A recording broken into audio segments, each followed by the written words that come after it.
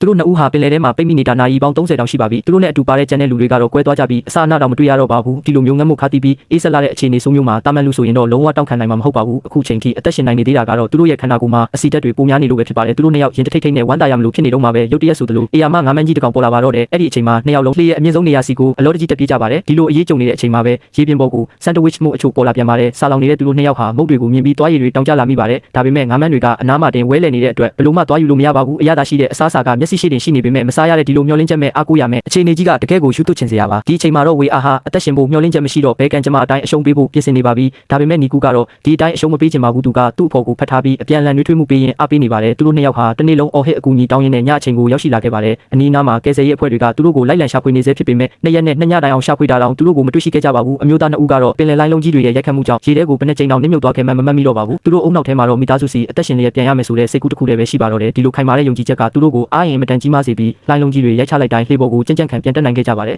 ဒါပေမဲ့သူတို့လည်းတွေးသားနဲ့တိဆောက်ထားတဲ့လူသားတွေမှုနှစ်ရက်နှစ်ညလုံးလုံးနှိမ့်ဆက်မှုကိုခံရပြီးတဲ့နောက်မှာတော့ခန္ဓာကိုယ်အားရင်တွေကုန်ခန်းလာပါတော့တယ်လိုင်းတန်ကြောင့်မျောပါမသွားစေဖို့အတွက်ခန္ဓာကိုယ်ကိုကြိုးတွေနဲ့ပဲတင်းတင်းကြပ်ကြပ်ချီနှောင်ထားလိုက်ရပါတယ်ဒီနီလန်းကအသုံးဝင်ပြီးသူတို့ကိုလှေပေါ်မှာမြဲမြံစေခဲ့ပါတယ်ဘလောက်ပဲလှိုင်းကြီးကြီးသူတို့ကိုမီတာနှဲငယ်ထပ်ပို့ပြီးလွင့်စင်မသွားစေတော့ပါဘူးနီလန်းကောင်းရှာတွေ့သွားတဲ့သူတို့နှစ်ယောက်ဟာအလွန်ဝမ်းသာသွားကြပြီးလှိုင်းလုံးတွေကိုအနိုင်ယူနိုင်တာကစိတ်လှုပ်ရှားဖို့ကောင်းနေပါတယ်အဲ့ဒီအချိန်မှာပဲကယ်ဆယ်ရေးရဟတ်ယာဉ်တစ်စီးပြန်တန်းလာတာကိုမြင်လိုက်ရလို့သူတို့နှစ်ယောက်ချက်ချင်းမတက်ရက်ပြီးအော်ဟစ်အချက်ပြခဲ့ကြပါတယ်ဒါပေမဲ့တစ်ဖက်လူကမျက်စိကန်နေတယ်လို့ပဲသူတို့ကိုလုံးဝမမြင်ခဲ့ပါဘူးနေကင်းကြောင်တောင်ကြီးမှာတော့ဒီလိုဒုက္ခတဲ့နှစ်ယောက်ကိုမမြင်နိုင်တာကတကယ်ကိုအံ့ဩစရာပါပဲရေလုတ်သားနှစ်ယောက်လည်းစိတ်ပြအားလျော့သွားပြီးနောက်ဆုံးအထိတောင်းခံရင်အိမ်ပြန်ရမယ်လို့ထင်ထားခဲ့ပေမဲ့ရလက်ကတော့သူ့ညပါပဲသူတစ်ပါးကိုမျှော်လင့်လို့မရတော့မှန်းသိသွားတဲ့အတွက်မိမိဘာသာပဲအသက်ရှင်ဖို့နီးလက်ရှာရပါတော့တယ်ဒါကြောင့်အနေရကြားကနေရေအောက်ထဲကိုငိုရှိုးပြီးလှေကုန်းပတ်ထဲမှာအစားအစာရှာဖွေခဲ့ပါတယ်အတော်ကြာရှာဖွေပြီးတဲ့နောက်မှာတော့အဖြစ်အချိုရည်တစ်ပုတ်နဲ့အာလူးကြော်တစ်ထုပ်ကိုရှာဖွေတွေ့ရှိခဲ့ပါတယ်နှစ်ရက်တိုင်တိုင်ငတ်မှုနေတဲ့နီကူဟာအစားအစာတွေကိုပါဆက်ထဲအတင်းထိုးထည့်ပြီးစားပါတော့တယ်ဝါလင်းလင်းစားတောက်ပြီးတဲ့နောက်မှာတော့လူကအတော်လေးလန်းဆန်းသွားပါတယ်ထိုးစင်မှာပဲလှမ်းကြည့်လိုက်တော့ဝေးလံတဲ့တနေရာမှာမီးအောင်တစ်ခုလက်ခနဲလင်းနေတာကိုတွေ့လိုက်ရပါတယ်သူတို့လည်းဖုန်းကိုအမြန်ထုတ်ပြီးလိုင်းမီမလာကြည့်ပေမဲ့လိုင်းကလုံးဝမရှိပါဘူးသူတို့နှစ်ယောက်ဟာအခုချိန်မှာသူတို့မြင်နေရတာကစိတ်ကူးရင်လားလက်တွေ့လားဆိုတာကိုတော့မခွဲခြားနိုင်တော့ပါဘူးသူတို့နှစ်ယောက်ဟာ